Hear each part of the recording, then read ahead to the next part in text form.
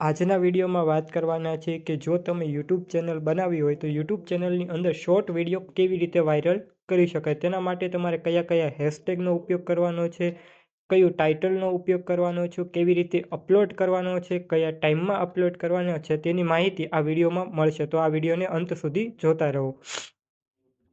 સૌપ્રથમ તમારે યુટ્યુબ એપ્લિકેશનને ઓપન કરવાની છે. ઓપન કર્યા બાદ તમે જે શોર્ટ અપલોડ કરવા માંગો છો તેને સિલેક્ટ કરવાનું છે. સિલેક્ટ કર્યા બાદ નેક્સ્ટનું જેવું તમે બટન દબાવશો એટલે તમને આ પ્રકારનું પેજ જોવા મળશે.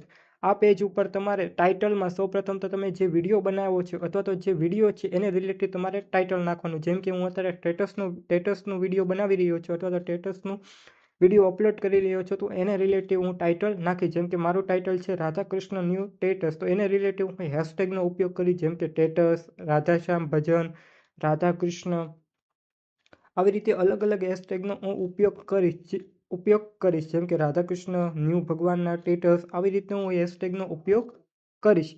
હેશટેગનો ઉપયોગ થઈ ગયા બાદ તમારે હેશટેગને કોપી કરી લેવાનું છે.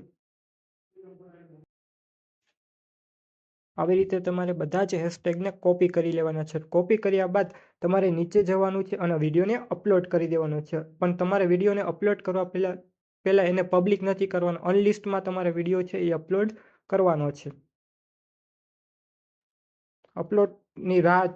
અપલોડ કર્યા બાદ તમારે એક એપ્લિકેશન જેમિનીમાં જવાનું છે. આ જેમિનીમાં જઈને તમારે હેશટેગ છે એ સર્ચ કરવાના છે. વિડીયોને રિલેટિવ હેશટેગ છે એ તમારે અહીંથી કોપી કરવાના છે. કોપી કરીને હેશટેગનો ઉપયોગ તમે ડિસ્ક્રિપ્શનમાં કરી શકશો. તો અહીંયા આપણે નાખવાનું છે રાધાકૃષ્ણ હેશટેગ. જો મેં જે વિડીયો બનાવ્યો છે એને રિલેટિવ હું ટેગનો ઉપયોગ કરીશ.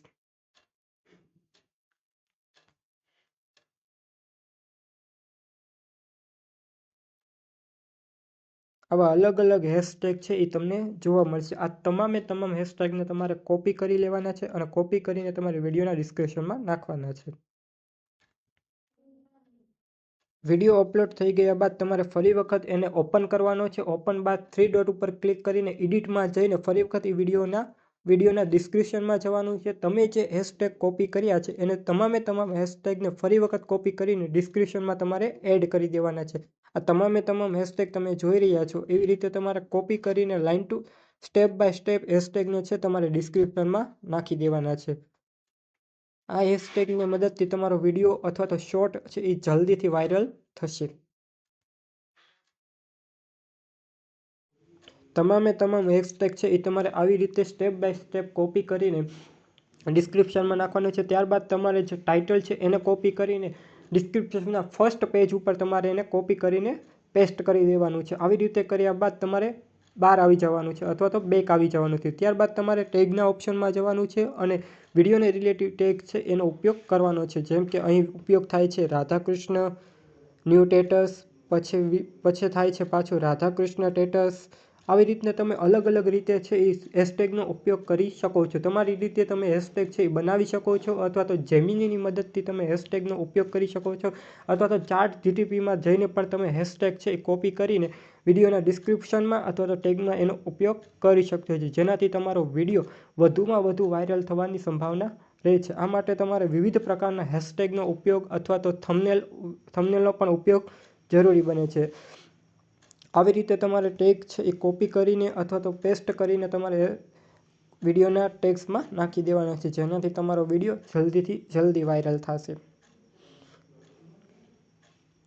આવી રીતે વિવિધ પ્રકારના હેશટેગ છે એનો ઉપયોગ તમારે કરવાનો છે. આ હેશટેગ દ્વારા વિડીયો તમારા સર્ચ બારમાં આવશે અથવા તો સર્ચ દ્વારા વિડીયો આસાનીથી ગોતી પણ શકાશે.